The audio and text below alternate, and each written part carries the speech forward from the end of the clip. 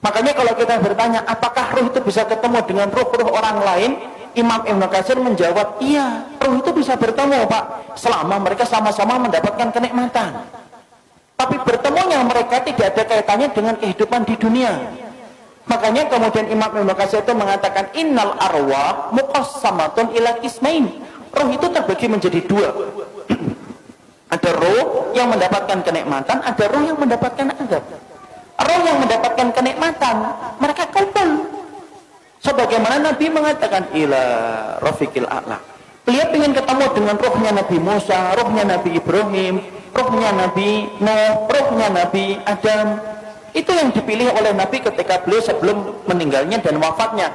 Beliau mengatakan apa? Ila rafiqil a'la. Makanya Nabi detik-detik ketika sebelum meninggal, beliau melihat ke langit, kemudian beliau mengatakan ila rafiqil a'la, tangan beliau jatuh, kemudian kepala beliau bergeser. Akhirnya beliau meninggal dunia. Berarti roh itu kumpul enggak dengan roh yang lainnya? Roh itu kumpul dengan yang lainnya selama mereka sama-sama beriman. Kecuali roh yang mendapatkan adab. Innal arwah mu'adzabah la tatakian. Sesungguhnya kalau roh yang mendapatkan adab, mereka tidak ketemu. Tapi roh yang kemudian mendapatkan kenikmatan, mereka saling ketemu.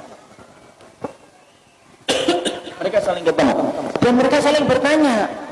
Makanya Imam Ibnu Katsir sampai berkata, roh itu kalau kemudian ada yang meninggal, kemudian roh ini orang yang beriman ketemu dengan saudara-saudara mereka yang sebelumnya sudah meninggal, mereka saling bertanya, gimana kabar keluargaku, apa yang terjadi, itu anakku sudah punya anak ataukah belum. Dia akan nanya kepada roh yang baru balik ketika sama-sama mendapatkan kenikmatan. Jadi contoh paling kasusnya, Pak, ini saya kaji cukup panjang bersama dengan riwayat-riwayat yang saya peroleh dari dalam riwayatnya Imam Qurtubi. Saya ini misalkan dalam rumah saya, ibu saya meninggal 4 tahun yang lalu. Ibu saya meninggal 4 tahun yang lalu. Kemudian ada itu keponakan beliau itu meninggal 2 bulan yang lalu. Ini kalau sama-sama beriman, sebagaimana keyakinan dari Ahlussunnah, Imam Qurtubi, Imam Ibnu Qayyim, itu ibu saya, insya Allah kalau beliau mendapatkan kenikmatan di alam kubur, akan ketemu dengan keponakannya, sepupunya. Dan ketika mereka ketemu, mereka saling bertanya, gimana kabarnya Fulan? Gimana kabarnya Fulan? Fulan gimana? Bagaimana desa di sana sekarang? Kenapa mereka bertanya tentang keadaan keluarganya dan keadaan kampungnya? Karena mereka sudah terputus kabarnya dari kehidupan di dunia. Makanya inilah yang menjadikan kita akhirnya memahami, ternyata roh itu, dia itu ada yang mendapatkan kenikmatan, dan di antara kenikmatan itu akan dipertemukan dengan roh-roh yang beriman. Sebagaimana kita nanti dalam di urusan akhiratnya di surga, kita akan dipertemukan dengan teman-teman kita yang dulu menemani kita dalam kebaikan ketika berada di surga. Sama, roh pun sama, Pak.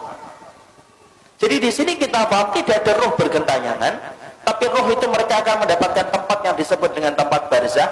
Disebut tempat itu barzah karena tidak bisa ditembus dengan apapun, dan roh yang mendapatkan kenikmatan saling bertemu dengan roh-roh orang yang beriman yang juga mendapatkan kenikmatan. Jadi misalkan di sini di Tangmangu ini, kalau ada yang sudah meninggal gitu, kalau yang meninggalnya baik, ternyata di kuburan dia mendapatkan kenikmatan, ada saudaranya juga yang meninggal lebih dulu kemudian mendapatkan kenikmatan, itu saling ketemu. Itu saling ketemu dia. Dan itu mudah bagi Allah. Makanya Imam Ibnu Katsir itu menyampaikan, itu mudah bagi Allah, karena itu merupakan bagian dari kenikmatan yang Allah berikan sebelum mereka menunggu urusan akhirat ketika kiamat ditegakkan oleh Allah.